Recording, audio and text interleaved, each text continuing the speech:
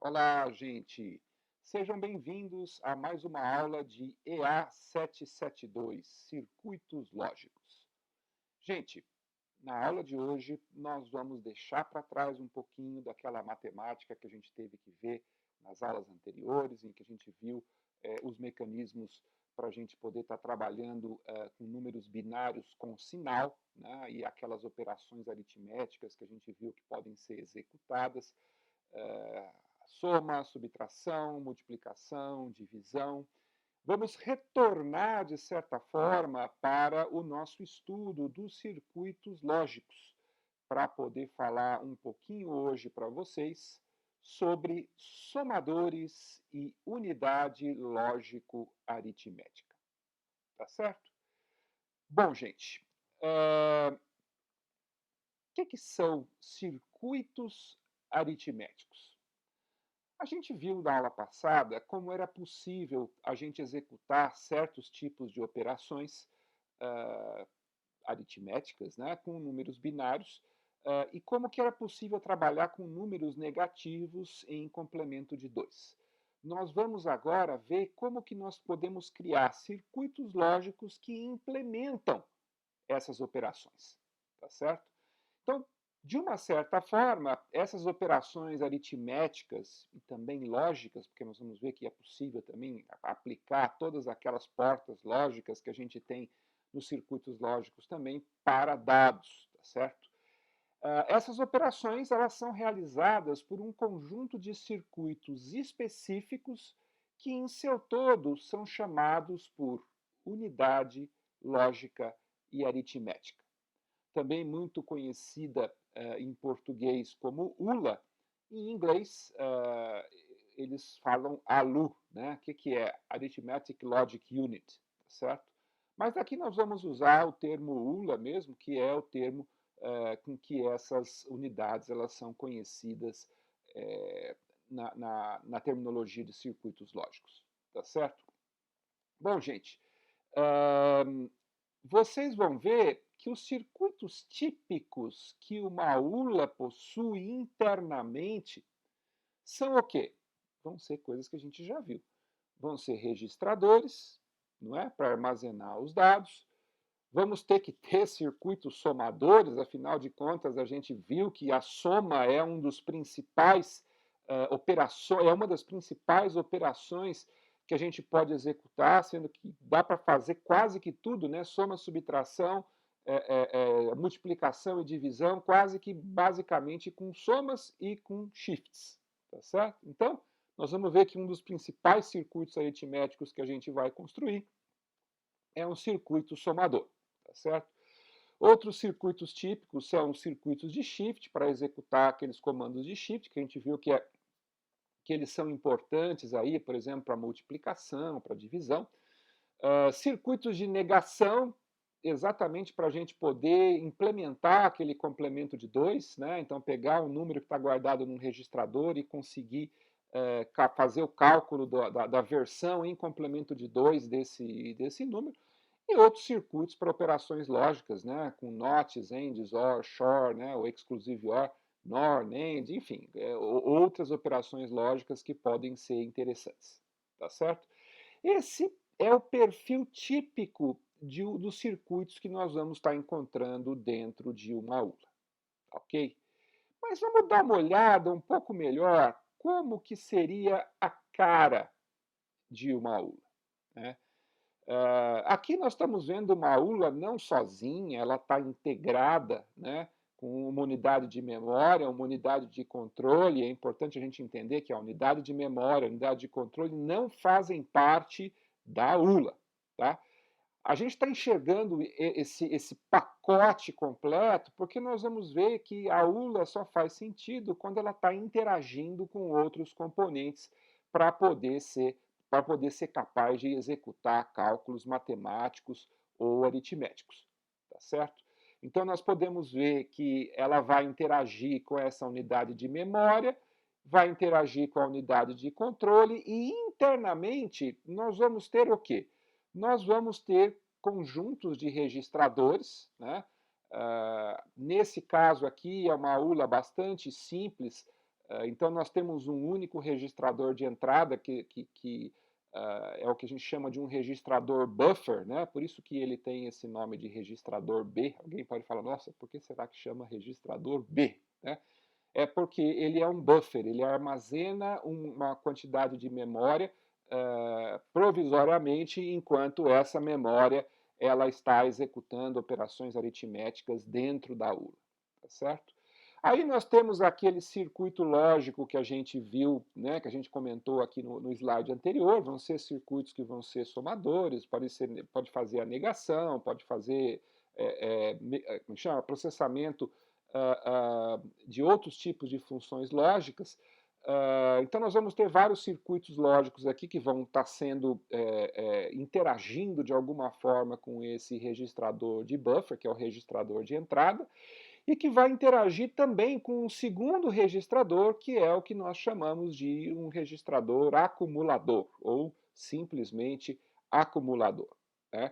Vamos tentar entender qual que é a dinâmica do funcionamento de uma ULA, para a gente poder, talvez, entender melhor como que essas coisas estão integradas entre si. Tá certo? Nós começamos, então, com algum dado que se encontra armazenado ali na unidade de memória, e esse dado, em algum instante, ele é, então, transferido para o registrador de entrada, né, o registrador buffer da unidade lógica aritmética, tá certo? Aí, o que acontece em seguida, né? Uma unidade de controle que está regulando a operação da ULA, porque vocês se lembram, né? Para a gente poder fazer uma conta, a gente tem que executar um certo conjunto de operações que precisam ser engendrados numa certa sequência. Então, essa unidade de controle ela faz esse papel. Ela envia sinais de controle que vão estar acionando, programando, configurando essa ULA para que ela possa executar as diferentes operações que ela é capaz de executar. Tá certo? Aí o que acontece? Essa unidade de controle, então, vai executar algum tipo de operação, por exemplo, uma soma ou qualquer outra coisa, e nós vamos ter, então, um valor que vai ser transferido como resultado dessa operação matemática ou lógica, né, aritmética ou lógica, para o acumulador, tá certo? Aonde ele fica armazenado. E aí, se vocês repararem bem ali no circuito, vocês vão ver que o acumulador também reentra no circuito lógico que faz a soma. Afinal de contas, normalmente quando a gente faz soma, a gente soma o quê? Dois números, tá certo? Então, como que essa soma é feita? Eu poderia ter dois números na entrada e um número na saída. Nós vamos ver que algumas ULAs têm essa estrutura. Essa ULA que tem aqui é uma ULA um pouco mais simples, né? Então é uma ULA onde o acumulador ele funciona exatamente como um dos elementos que está realimentando o processo da soma, de tal forma que eu consiga estar somando um valor e somando com outros valores, e ele então vai se realimentar dentro desse processo, tá certo? Em seguida, o que acontece? Vai vir um outro dado lá da unidade de memória, vai entrar lá no registrador B, a unidade de controle vai programar uma operação para acontecer no circuito lógico aritmético, e aí o que vai acontecer? Esse dado, então, vai ser integrado naquele valor que já estava armazenado dentro do acumulador, acumulando um certo conjunto, uma certa soma de valores. Por isso que esse nome é acumulador. Ele está acumulando os resultados das operações lógico-aritméticas que estão sendo realizadas ali dentro daquele circuito lógico. Tá certo?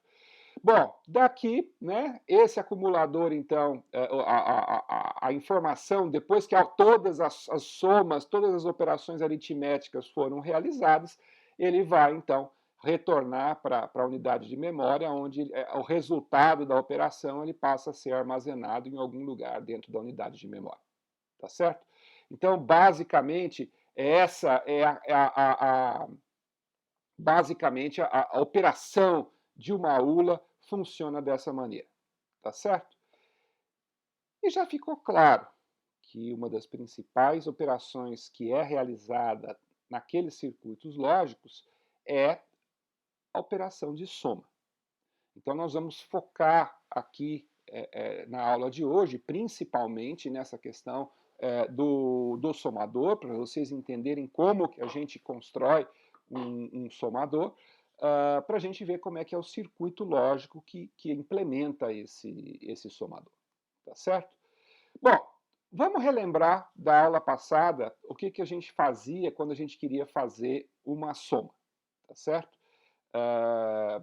A gente tinha basicamente um número, tá certo? Que a gente queria somar com outro número para poder obter o resultado, tá certo? E como que a gente fazia essa operação? Né? Só relembrando o que a gente viu na aula passada, né?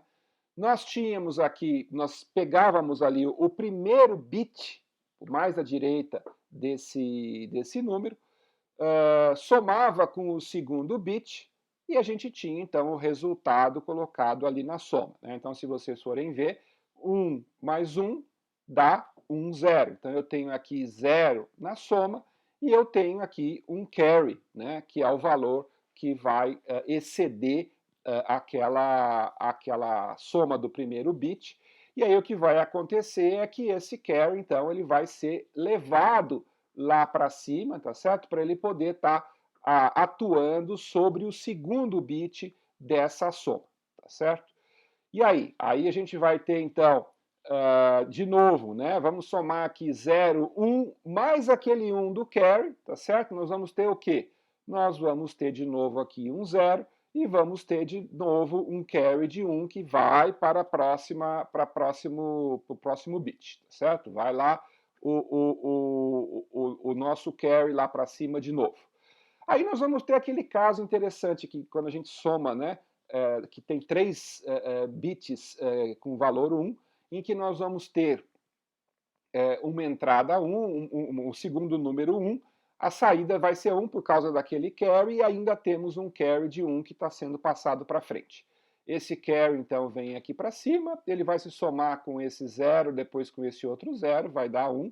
Nesse caso aqui, o carry é 0, o carry 0 vai lá para cima, ele vai somar com 1 e com 0, que vai dar 1, e um carry de 0, e esse carry de 0 sai para fora da minha operação e é descartado, né, quando a gente estava trabalhando com números binários. Tá certo?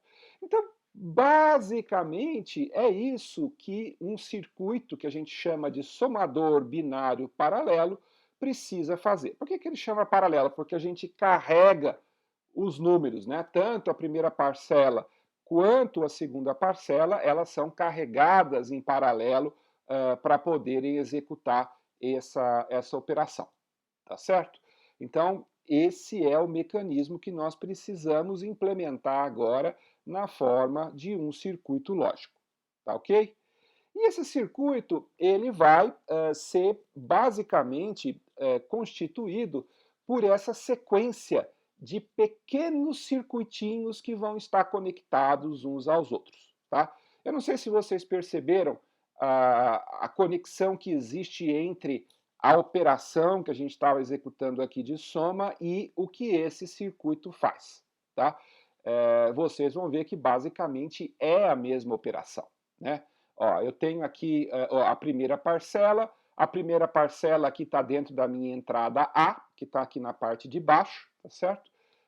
Eu tenho aqui a segunda parcela, que está armazenada no registrador B, ela está ali em cima, na entrada B do meu circuito. E aí, esse circuito aqui, que nós vamos chamar, então, de somador completo, ele vai se repetir. Vocês percebem aqui que, nesse caso, é um número de 5 bits que está sendo somado.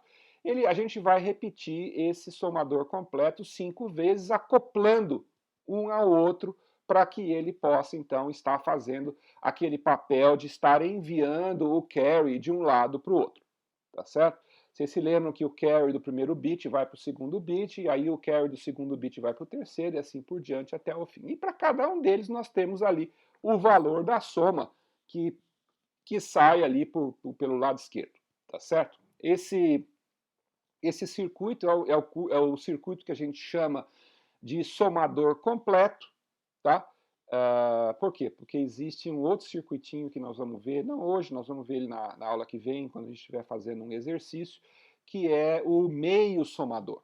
Tá? Nós vamos ver que o meio somador tem esse nome porque a gente, juntando dois meios somadores, a gente gera um somador completo. Por isso que ele tem esse nome de meio somador. Mas esse aqui que nós vamos ver hoje é o somador completo, que é o que nos interessa, né? Porque é ele que a gente precisa implementar aqui para poder fazer esse circuito aqui, que é o circuito completo aí do nosso somador binário paralelo, para a gente poder construir ele efetivamente usando portas lógicas e registradores e flip-flops e coisas do tipo. Tá certo? Então, basicamente, essa é a cara do circuito do somador completo. E agora a gente precisa fazer o quê? A gente precisa fazer o projeto desse somador completo. Vocês perceberam que, apesar desse somador ele ser importante para a gente construir circuitos aritméticos, ele não deixa de ser um circuito combinacional clássico, não tem nem flip-flop aqui dentro, tá certo? É a entrada que gera uma saída, diretamente, tá certo? Então, como é que a gente faz esse projeto? A gente usa aquela velha técnica de fazer o quê? Começamos com a tabela verdade, aí nós mapeamos as entradas do circuito, mapeamos as saídas do circuito, colocamos nas colunas da tabela verdade, aí a gente coloca todas as possibilidades, né, de combinações de bits na entrada, e para cada uma delas a gente verifica qual que é o valor na saída, gera aquelas colunas ali da saída, para a gente poder fazer o que na sequência? A gente vai ali para os mapas de Carnot, que vocês estão vendo ali à direita no meu slide. A partir desses mapas de Carnot, nós vamos fazer o quê? Nós vamos levantar as equações algébricas, e aí, a partir das equações algébricas, a gente vai montar o circuito do nosso somador. Tá certo? Vamos olhar com um pouquinho mais de calma para a gente perceber que o somador, de fato, ele é um circuitinho que faz mais do que simplesmente somar A e B, certo? Por quê? Porque tem toda aquela dinâmica dos carries, tá? Então, na verdade, eu tenho três entradas nesse meu circuito. Eu tenho o bit A, que vai ser somado com o bit B, e eu tenho o carry in, que eventualmente o primeiro carry in pode ser zero, não vai ter entrada nenhuma. Nós vamos ver que em alguns casos essa entrada ela é usada para uma finalidade bastante nobre, daqui a pouquinho a gente conta para vocês, tá certo? E nós estamos então com três entradas e nós temos o quê? Nós temos duas saídas. Uma das saídas é o bit da soma, o outro é o bit do carry out, tá certo? E o que a gente tem que fazer? A gente agora tem que ver as combinações lá. Olha, quando eu tento somar A0, B0 e carry 0, qual que é o valor da soma? É 0. Qual que é o carry out? É 0. Tá certo? Se a gente tiver 0 no A, 0 no B, mas tiver um carry, qual que é o valor da soma? Nesse caso, é 1. Né? E o carry? O carry é 0. Se a gente tiver 0 no registrador A, 1 no B e 0 no carry, nós vamos ter o quê? A soma é 1 e o carry é 0. E assim por diante, tá certo? Eu não vou ficar aqui repetindo, mas vocês podem olhar essa tabela, ela é perfeitamente compreensível, né? E aquele último caso lá é aquele que a gente comentou no outro slide, né? Quando a gente tem A na entrada, B na entrada e tem o B do carry também, nós vamos ter o quê? A soma vai ser 1, né? E o carry vai ser 1 também, tá certo? Então é o caso mais complexo, vamos assim dizer. Mas não tem nada de complicado de fato, tá certo? A gente só tem que levantar essa tabela verdade, pensar um pouquinho o que vai acontecer e pronto, tá certo? Aí nós vamos ver lá no mapa de Carnot. Primeiro, não tem muita simplificação que dá para fazer, porque tá ali, os bits 1 estão todos separados. No caso ali do segundo mapa de Carnot, a gente consegue fazer uma pequena simplificação. Então, para a soma não tem muito o que fazer, mas para o carry a gente consegue fazer umas simplificações, deixar o circuito um pouco mais simples, tá? Nós vamos então chegar naqueles dois conjuntos de equações, né, que de certa forma, implementam aquele meu circuito combinacional. Aquele primeiro circuito a gente consegue fazer umas simplificações algébricas, né? E a gente vai perceber que, né, se a gente, num primeiro momento, a gente colocar ali o A barra como o multiplicador e o A simples como multiplicador do outro lado, nós vamos ter aqueles, o A barra que multiplica B barra C mais BC barra, né? E do outro lado nós vamos ter ali o B barra C barra mais BC. E quando a gente olha para isso, a gente já fala, isso daí tem cheiro de exclusive OR. E de fato, isso aí é um exclusive OR. A gente então consegue fazer algumas simplificações adicionais, nós vamos chegar aqui naquela terceira linha, e depois a gente consegue ainda fazer mais uma simplificação, e nós vamos ver que então, na verdade, o circuito de soma, ele nada mais é do que o exclusive OR feito duas vezes, né? Primeiro a gente faz o exclusive OR do B e do carry, depois a gente faz o resultado disso, o exclusive OR com o A, tá certo? Se vocês tiverem assim um bom poder de observação, vocês vão perceber talvez por que o exclusive OR ele tem aquele símbolo que a gente está usando já desde o começo do curso, e a gente se perguntava por que o exclusive OR ele tem um sinal de mais com uma bolinha em volta, né? Será que tem alguma coisa a ver com o fato do exclusive OR ser usado para executar o circuito da soma? Nós vamos ver que é exatamente por isso que a gente tem esse símbolo para o exclusive OR. Ou seja, o exclusive OR não é uma soma, mas ele é um componente importante para a soma. Para a soma se realizar de fato, nós temos que fazer o quê? São dois exclusive OR. Primeiro com o carry in, e depois com o outro operando. Certo? E aí a gente consegue, então, realizar a soma. O circuito ali do carry vai ser bem simplesinho também, vai ser basicamente um OR que junta três ANDs de 2, tá certo? E aí o resultado, então, é esse circuitinho aqui, que é basicamente uma implementação direta daquelas nossas equações que a gente viu no slide anterior, tá certo? Chega a ser até engraçado, né? A gente vê como é simples projetar um circuito somador, né? Ele até tem uma cara meio diferente por causa daqueles dois exclusive OR que estão ali no topo, que vão gerar ali o sinal da soma, mas não tem nada de tão extraordinário assim, tá certo? Basicamente é um circuito que está executando aí uma implementação de um circuito combinacional que foi construído a partir daquele procedimento já que vocês já conhecem, de pegar a tabela verdade, mapa de Carnot, equação algébrica, e chegamos no circuito. Tá certo? Então, esse é aquele circuitinho de somador completo. Mas vocês vão ver que o somador completo não é o único elemento de uma aula.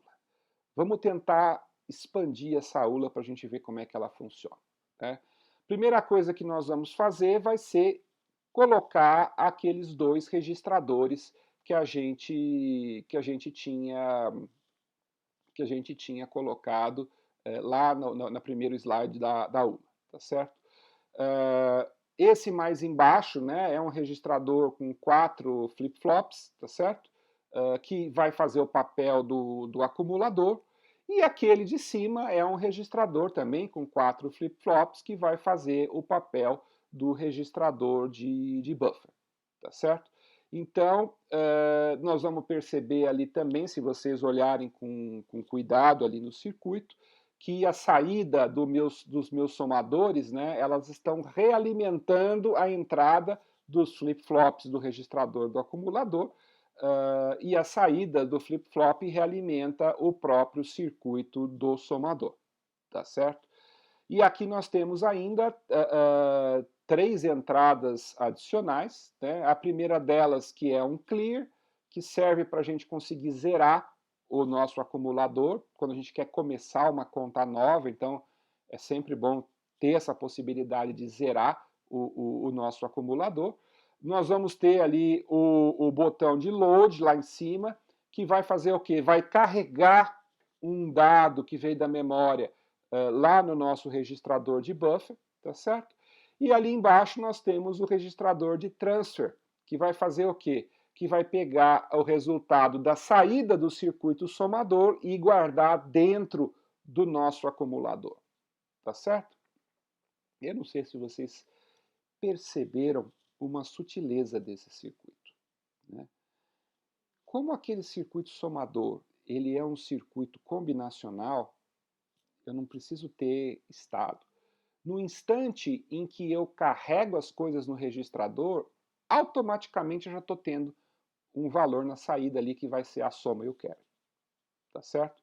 Então, às vezes a gente acha, né, que o circuito somador vai executar uma coisa sequencialmente, mas não tem nada de sequencial dentro do circuito somador. A sequencialidade está dentro da ULA, porque a gente tem esses dois registradores aqui, e um deles está fazendo esse papel de realimentação, que é um negócio bem bacana. Não sei se vocês já tinham parado para pensar que essa é uma maneira bem efetiva da gente estar implementando uma conta, por exemplo, somando vários números de maneira sequencial, tá certo? Então, vamos tentar dar uma olhada para esse circuito aqui com um pouco mais de cuidado, para a gente ver como que ele funciona, tá certo?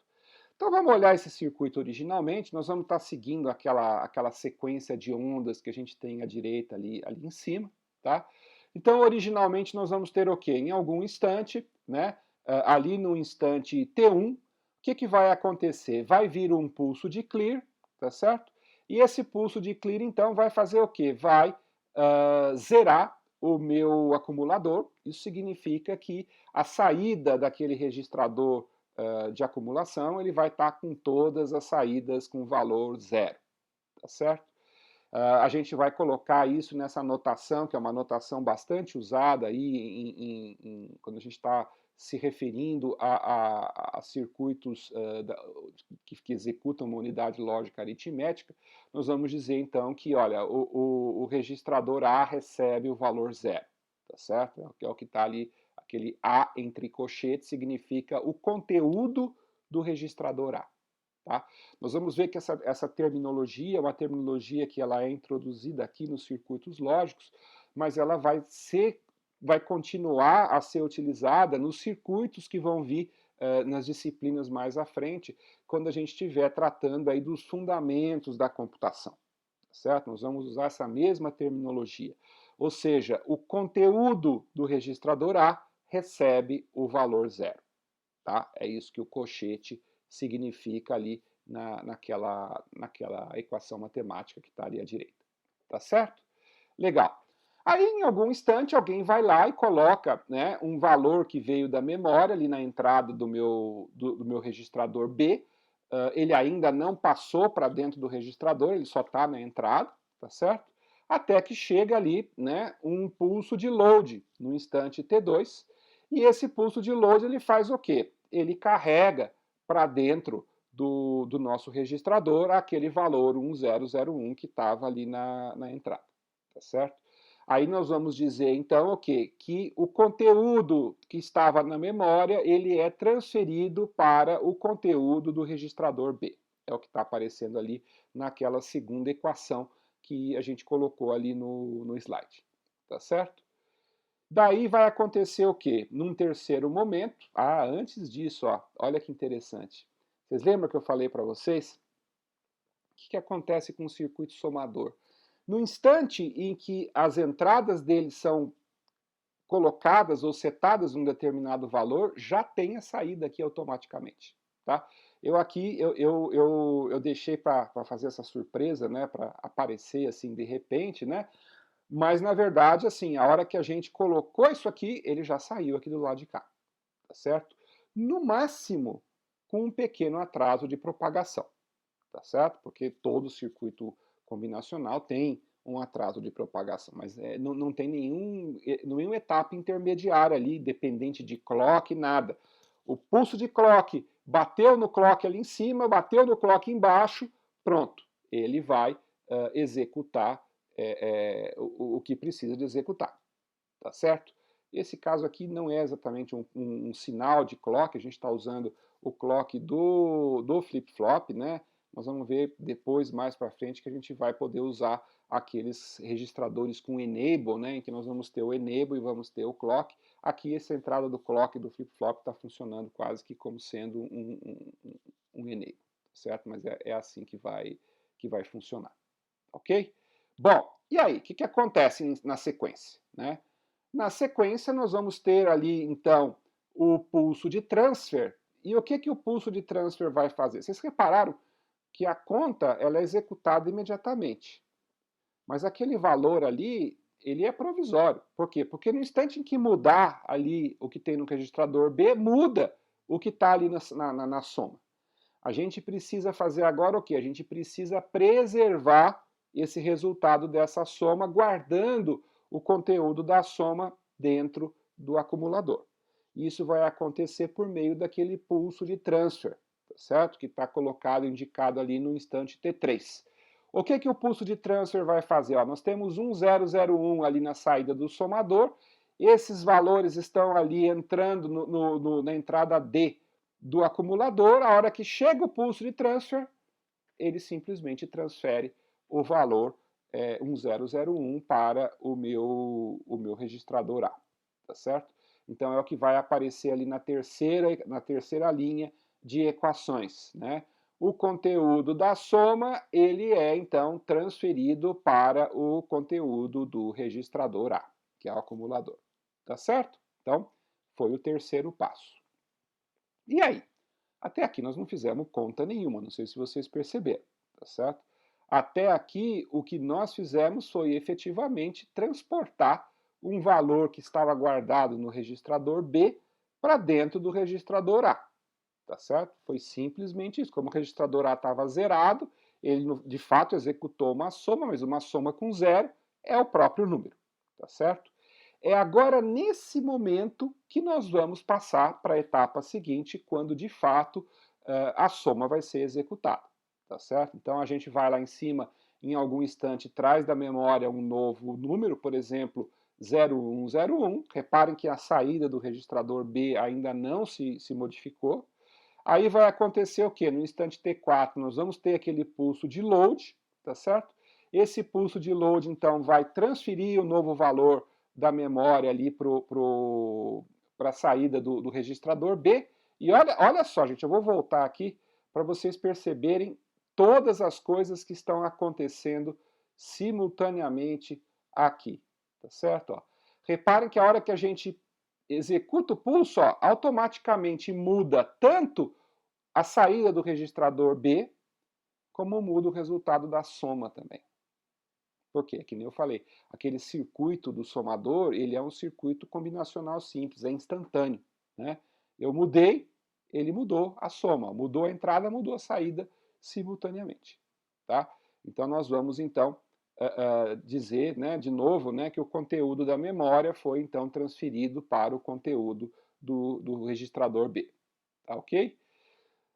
Por fim, nós temos o quê? Nós temos aquele último pulso, que é o pulso de transfer, tá certo? Esse pulso de transfer vai fazer o que agora? Ele vai pegar aquele valor que está na saída do nosso circuito somador e vai armazenar ele agora dentro do acumulador, tá certo? Só que olha que interessante, né? Agora aqui nós já estamos executando a soma do primeiro com o segundo. Porque vocês lembram que aquele 1001 que está no acumulador ainda nesse momento, o pulso ainda não aconteceu, é o que? Era o primeiro número que a gente guardou. O segundo número que a gente guardou, ele é aquele 0101 que está ali na entrada do registrador B, e na verdade também na saída do registrador B. Quando a gente gera esse pulso de transfer, ó, o circuito somador com o valor da soma, que é 1110, ele vai fazer o quê? Ele vai ser, então, transferido para a saída do acumulador. E olha que interessante, né? Ao fazer de novo aqui isso aqui também, eu vou ter o quê? Eu vou ter uma modificação no meu circuito somador. tá certo? Mas essa modificação ela só vai ser preservada no instante em que eu der o pulso de transfer, tá certo? Vocês perceberam esses dois pulsos aí, o pulso de load, que guarda as coisas no primeiro registrador, e o pulso de transfer, que guarda o resultado da soma no acumulador?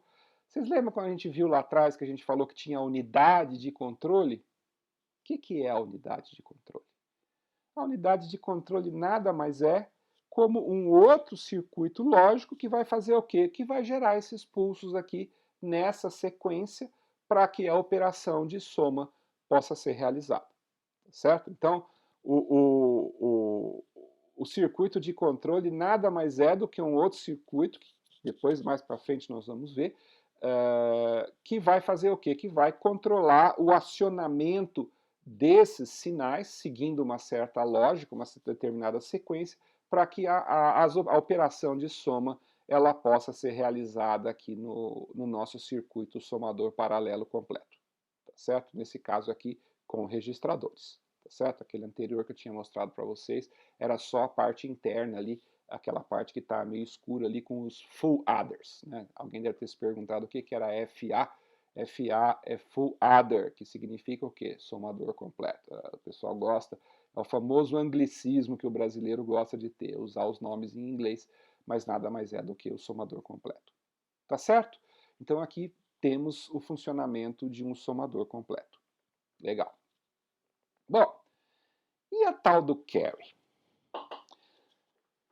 Vocês perceberam que, apesar da gente chamar isso aqui de somador paralelo completo, vocês perceberam que tem um pequeno detalhe de serialidade que está acontecendo aqui, mas não é uma sequencialidade. É uma serialidade no sentido de que existem uma sequência de passos que precisam ser executados para que o resultado final ele saia lá na saída, tá certo?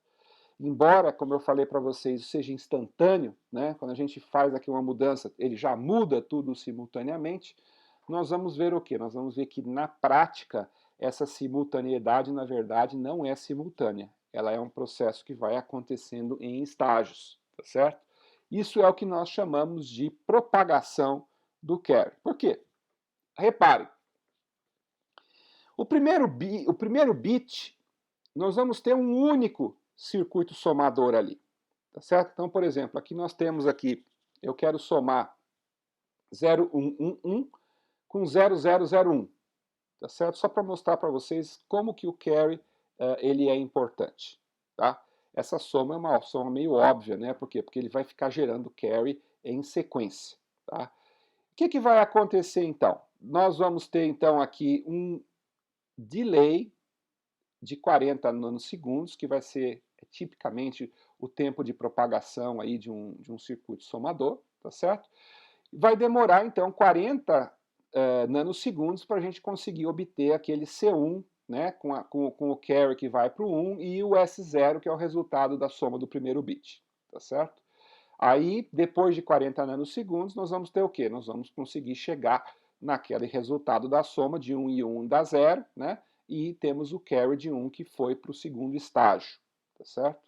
Aí vai acontecer o quê? Outro atraso de 40 nanosegundos, até que a gente consiga agora somar 0 com 1 mais o 1 do carry, vai dar o quê? Vai dar 0 com mais um carry de 1 de novo, que vai sendo propagado para o terceiro.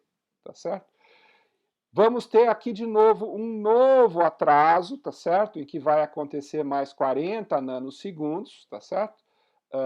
E depois de 40 nanosegundos, nós temos ali o terceiro carry que tá saindo do lado de lá. E aí, de novo, né, mais um atraso de 40 nanosegundos até a gente conseguir ter a saída final do nosso do resultado final da nossa operação. Tá certo? Vocês perceberam que existe uma sequência aí de estágios que está sendo executada e que faz com que a saída lá na frente só esteja disponível depois, nesse caso aqui, supondo 40 nanosegundos em cada porta, em cada circuito somador, nós vamos ter um total de 160 nanosegundos, tá certo? Então, esse pequeno delay que vai acontecendo, em que o carry vai se propagando, significa o quê? Lá nos primeiros 40 nanosegundos, a saída do carry ainda está com o valor antigo, ainda não deu tempo de modificar. Só depois de 4 vezes 40 nanosegundos, ou 160 nanosegundos, é que nós vamos ter o quê? Nós vamos ter, então, o valor final na saída do circuito somador. Tá certo? Bom, com 4 bits, 160 nanosegundos, isso é relativamente rápido. Mas, para um número grande de bits, né, supondo esses mesmos 40 nanosegundos em 32 bits, nós estamos falando de 1.280 nanosegundos ou 1,28 microsegundos. Né? Embora microsegundos seja relativamente rápido, se a gente quiser usar esse circuito em um computador de alta velocidade, nós vamos ver que isso vai restringir demais a velocidade que o meu circuito é capaz de executar. Tá certo? Então, o legal disso, né, é que apesar de existir esse problema do carry, os engenheiros de hardware, eles desenvolveram alguns esquemas bastante engenhosos aí que tentam predizer o carry antes dele acontecer, tá certo? Você tenta adiantar certas somas que são feitas em paralelo para poder chegar num carry antecipado, tá certo? Esse carry antecipado, também chamado de look-ahead carry ou carry look-ahead, depende um pouco do fabricante, ele usa uma terminologia ou outra, ele vai usar portas lógicas para observar os bits de mais baixa ordem das parcelas para ver se um carry de mais alta ordem vai acabar sendo gerado. E esse circuito vai ter um atraso que, apesar de não ser totalmente, não vai ser nos 40 nanosegundos, mas ele vai ser bem menor que o obtido por esse circuito que tem propagação de carry pelo meio tradicional, tá certo? Então, na grande maioria das ULAs profissionais, nós não vamos ter essa propagação do carry desse jeito aqui, porque o pessoal vai usar aquele circuito de carry antecipado, tá certo? Mas o carry antecipado vai fazer a mesma coisa que esse carry que a gente está vendo aqui, a única diferença é que ele vai ser mais rápido, eu não vou ter que passar por aquela sequência de estágios até que o carry final, o carry do dígito mais significante, ele esteja disponível lá na saída do meu circuito somador, tá certo?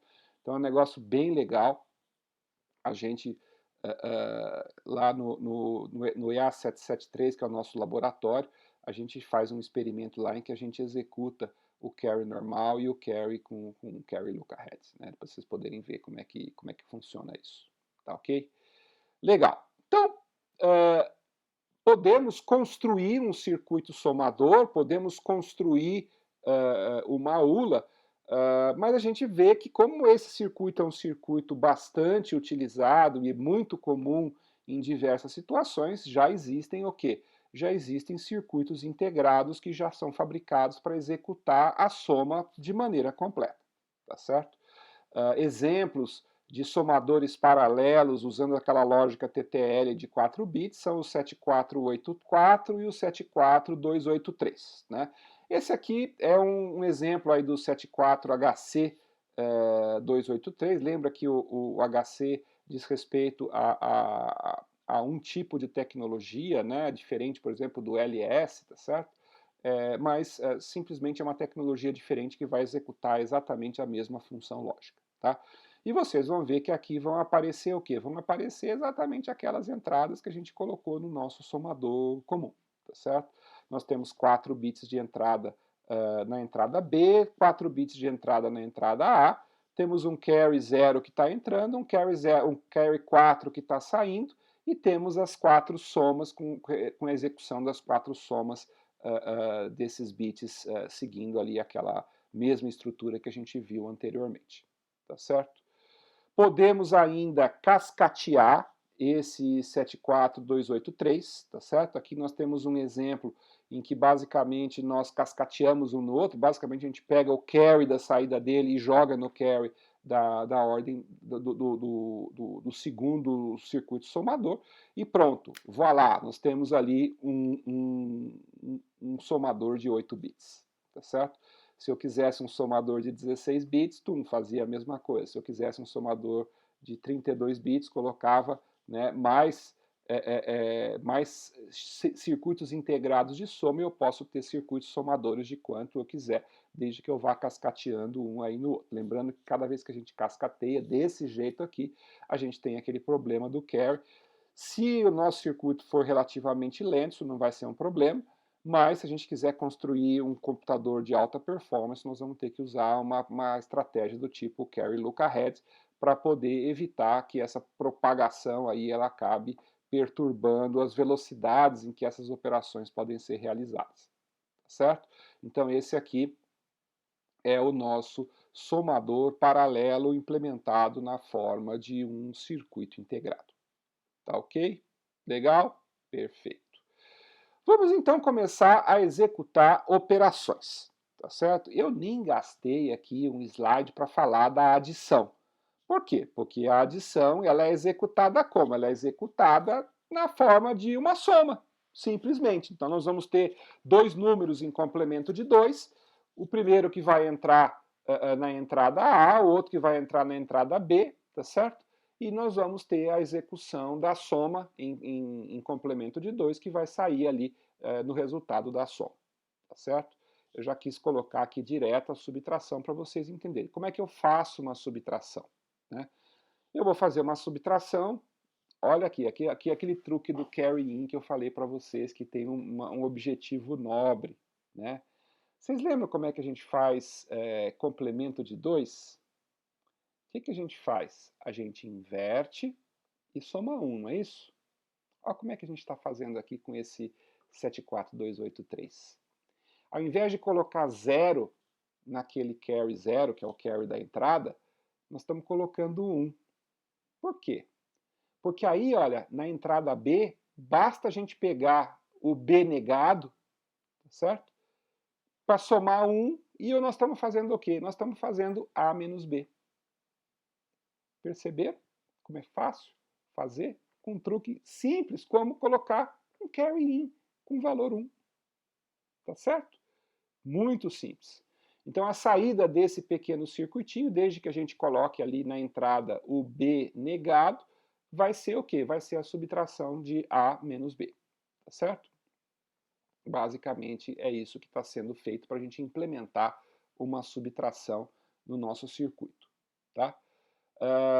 Se a gente quiser, nós podemos combinar esses dois circuitos no mesmo circuito e gerar um circuito parecido com esse. Vamos dar uma olhadinha ali para vocês verem o que está acontecendo ali. Ó. Primeiro lá em cima, vocês perceberam aquele registrador B? Vocês lembram que a maioria dos flip-flops a gente tem o B e tem o B negado, tem o B barrado disponível na saída do flip-flop? Pois é, gente, não é à toa. Não é só porque a gente está gerando isso ali no nosso circuito que implementa o flip-flop, mas porque muitas vezes essa saída B barrada ela pode ser útil. Por exemplo, nesse caso, ela vai ser útil para a gente conseguir fazer o quê? Fazer a operação de A menos B, tá certo? Como que a gente faz? Vocês estão vendo ali que tem duas entradas ali, add e sub, né? O que vai acontecer se a gente colocar o valor de add igual a 1 e o valor de sub igual a 0? Né? Colocar o valor de sub igual a 0 vai fazer com que o carry 0 fique igual a 0, então nós vamos fazer uma soma positiva. E o add 1 vai fazer o quê? Um AND ali com a porta B, tá certo? E depois um OR ali embaixo na entrada do meu circuito somador, e o resultado é que nós vamos ter um circuito que é capaz de executar A mais B. Se a gente agora inverter e usar add igual a 0 e sub igual a 1, tá certo? O que vai acontecer? Olha, o 1 vai entrar ali no carry in, no carry 0, do meu circuito somador, tá certo? E aquela entrada sub, ela vai, então, fazer um AND ali com a entrada B barrada, eu vou ter então o quê? B barrado 4, B barrado 3, B barrado 2, ou não, né? Não tem 4, é B3, B2, B1, B0, todos eles barrados, com aquele mais 1 que está entrando ali no carry in. Nós fizemos o que aqui? A inversão do valor de B em complemento de 2. Colocamos ali menos B. Então, qual que é a operação que esse circuito somador vai fazer? A menos B. Tá certo? O que acontece se a gente colocar ali A e B igual a zero? Né? Se a gente colocar A e B igual a zero, tá certo? Vai acontecer o quê? Nós vamos bloquear todos aqueles ends e vai entrar ali na entrada do nosso circuito somador um valor zero, tá certo? E aí a gente pode, então, quando vier o pulso de clock, eu estou colocando zero dentro do meu acumulador, tá certo? E quando a gente colocar os dois igual a 1, tá certo? Nós vamos fazer o B e o B barrado ao mesmo tempo, tá certo? E nós vamos ver que a entrada que vai entrar ali nas entradas B3, B2, B1 e B0 vai ser toda igual a 1, e ainda vamos ter um outro 1 entrando ali no carry 0, tá certo? Qual que vai ser o resultado? Né? Nós vamos ter 1 entrando ali na entrada B e mais um carry de 1. Certo? Se a gente quiser, podemos usar isso para alguma coisa. Tá? Por isso que a gente colocou aqui duas entradas, add e sub, porque poderia ser uma só, né? E a gente inverter ali com uma negação, e dependendo de qual que é a entrada, né? Se é o sub ou se é o add, a gente colocaria negação de um lado ou de outro, e aí ali, simplesmente com uma única entrada, a gente poderia fazer ele decidir entre adição e subtração, certo? Mas aqui, nós, além da adição e da subtração, a gente ainda tem esse zero que está sendo executado ali, e aquela entrada 1 com entrada C01 também, que vai estar executando aí também essa operação adicional, tá certo? Então, é um exemplo aí de como é que essas coisas podem funcionar, tá certo? Legal. Uma outra ULA que também é bastante comum é uma ULA que tem um número um pouquinho maior de funções. Né? Vocês viram que aquela ULA anterior, ela é uma função, é um circuito que é só um somador, não é de fato uma ULA completa. Né? Aqui nós já vamos ter um circuito que já faz um conjunto maior de operações. Então, dependendo daquelas entradas S, né, o S aqui não é de soma, tá? O S aqui é de seletor, tá certo? Nós temos 3 entradas S, isso significa que nós podemos executar até 8 operações diferentes com o mesmo circuito. Então, dependendo do valor que eu configuro ali no meu circuito seletor, essa ULA vai executar uma operação diferente, tá certo? Então, nós vamos ver ali, se for 000, ele vai executar um clear, se for 001, ele vai executar B menos A, se for 010, ele vai executar A menos B, se for 011, ele vai executar A mais B, se for 100, ele vai executar A XOR B, né? Se for 101, ele vai executar A OR B, lembrando que esse mais aí não é soma, né? Esse mais aí é a operação OR, binário, tá certo? Se a gente tiver 110, ele vai executar o AND de A e B. E se a gente tiver 111, nós vamos fazer o quê? Nós vamos executar o preset, tá certo? Aí com o preset a gente coloca 1 em todos os meus circuitos. Lembra que a gente fez isso ali no outro circuito? Colocou 1 em todas as entradas? Pois é o nosso preset, tá certo? Legal. Vocês perceberam que aqui que começaram as operações lógicas?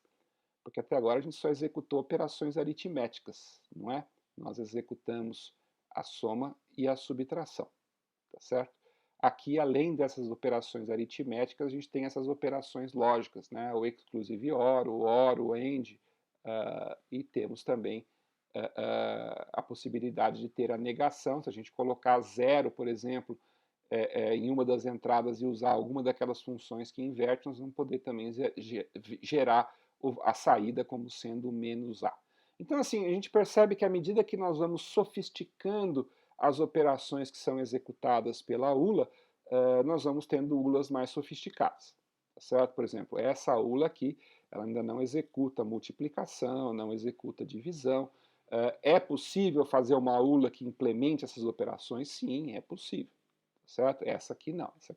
Essas ULAs mais simples, normalmente elas executam só soma e subtração. Tá? Para a gente poder ter multiplicação e divisão, nós teríamos que ter ULAs um pouco mais sofisticadas. Tá? Lá no laboratório dessa disciplina, no EA 773, vocês vão ter a oportunidade de implementar uma ULA inteirinha. Tá certo? Vai ser uma coisa bem legal. Nós vamos executar não somente um somador, que nem a gente fez aqui, nós vamos colocar várias operações lógicas aritméticas para a gente construir de fato uma ULA mais robusta, como por exemplo esse 74382, tá certo? Então, esse aqui é um outro exemplo de uma ULA um pouquinho mais sofisticada. Né? Podemos, da mesma maneira, expandir essa ULA, tá certo? Então, juntando duas ULAs e juntando ali o circuito seletor para a gente selecionar a mesma função lógica ou aritmética na entrada de seleção, e também juntando ali os carries, né? O carry do primeiro entrando no carry-in do segundo, nós vamos ter aí uma ULA de 8 bits sendo composta a partir de duas ULAs de 4 bits. Tá? E vocês repararam outra coisa que essa ULA faz para a gente aqui? O que mais que essa ULA faz para a gente aqui? Deem uma olhada lá, o que vocês acham? Nós temos um sinal ali OVR. O que é OVR, gente? Vocês lembram da aula passada? É aquele negócio que nós chamamos de overflow. Tá? Então, essa ULA, em especial, ela está calculando esse valor do overflow. Tá certo? Vocês lembram como calculava o valor do overflow? A gente tinha que pegar o valor da entrada A com o valor da entrada B, tá certo? Do último bit, do bit mais à esquerda, e se as duas entradas forem negativas e a saída for positiva, ou se as duas entradas forem positivas e a saída for negativa, a gente vai ter esse bit de overflow. Então, se a gente quiser construir esse bit de overflow, a gente faz um circuitinho que vai fazer exatamente isso, vai pegar aqueles valores e vai calcular esse valor de overflow. Também lá no EA 773 nós vamos pedir para vocês também calcularem esse bit de overflow, vocês vão ter que lembrar. Eu não sei se a gente coloca um exercício aqui depois para vocês, para a gente também construir esse overflow aqui na aula que vem, nós vamos ter uns exercícios aí com circuitos somadores, e aí a gente vai poder talvez ver esse exemplo aí do cálculo do overflow. Tá? Além do cálculo do overflow, outras saídas, né? Quer dizer, já temos a saída do carry, que é uma saída importante, o overflow também é uma saída importante. Nós vamos ver que outras ULAs podem também indicar o zero, né? Que é uma saída que fica acionada quando o resultado da operação dá igual a zero. Em alguns casos isso é interessante. Né? E às vezes também nós podemos ter ali uma saída de negação para indicar que o resultado da operação é um número negativo ou positivo. Né? A gente poderia até pegar o próprio bit da saída, mas às vezes é interessante ter uma saída exclusiva para a gente poder saber se o resultado da operação foi um número positivo ou se foi um número negativo. Tá certo? Podemos ter outros tipos de flag? Sim, podemos ter vários outros tipos de flag, mas os mais comuns são esses quatro, né? O zero, o negativo, o carry e o overflow, certo? Poderíamos imaginar outros flags aí que poderiam estar aparecendo, tá ok? Então, a gente vai sofisticando a construção da nossa ULA à medida que a gente vai agrupando ela de uma maneira um pouco mais sofisticada, tá ok? Legal? Perfeito? Muito bom. Bom,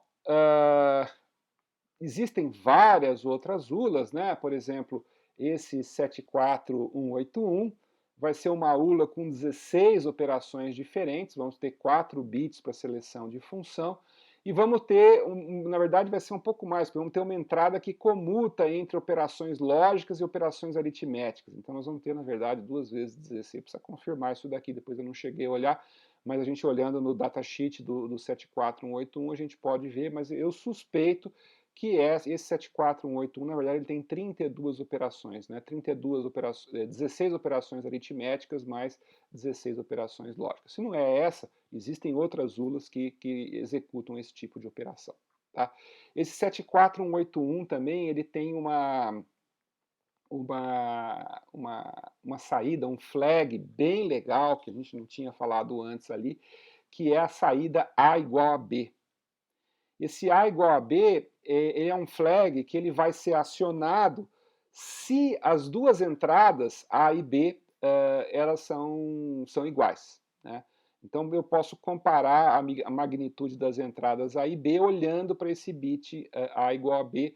Muitas vezes, para algumas operações que um processador precisa realizar, isso é uma informação bastante relevante. Tá certo? Quando os dois números forem exatamente iguais, a saída A igual a B terá nível 1, caso contrário, vai ter nível 0. Tá, ok? Uma outra versão ainda de uma outra ULA é o 74181, que é similar até certo ponto ao 74181, mas com algumas operações lógicas adicionais. Tá certo? Então, é aquilo que eu falei para vocês. Os fabricantes de circuitos integrados começaram aí desenvolvendo cada vez ULAs mais sofisticadas até conseguir chegar nas ULAs que vão ser utilizadas para poder compor um pequeno processador, que é a base de um pequeno computador. Lembra que eu falei para vocês, nós vamos terminar esse curso construindo um pequeno computador. E é isso que nós estamos fazendo. Nós já fizemos os contadores para poder fazer o contador de programa, já temos os registradores para poder guardar os dados em que vamos ter as operações. Agora estamos apresentando para vocês a ULA, que vai fazer as contas, né, as operações algébricas ou operações aritméticas, operações lógicas, tá certo?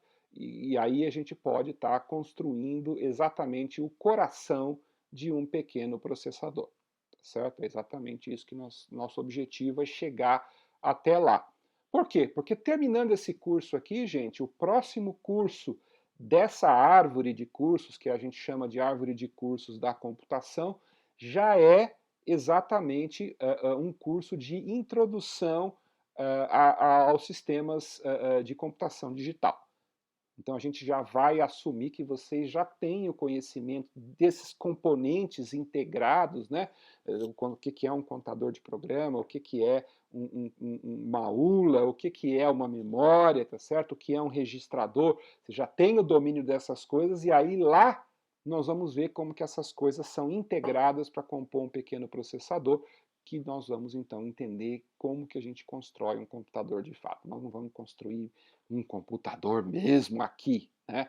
Mas nós vamos ter todos os elementos para construir pelo menos um embrião de um computador, que é basicamente a mesma coisa, só que muito mais simples, obviamente, esse que nós vamos estar fazendo aqui, certo? Mas o princípio é exatamente o mesmo, tá? Não tem uma diferença muito significativa do que a gente vai construir depois, né? Ou que a gente vai usar pronto, porque nós já vamos usar um processador que já está embarcado num circuito integrado, tá certo? Inteirinho lá dentro, e a gente vai entender como que esse pequeno processador ele funciona, tá certo? Tudo bem? Legal? Bom, gente, basicamente era isso que eu tinha para mostrar para vocês, né, nessa nossa aula de hoje.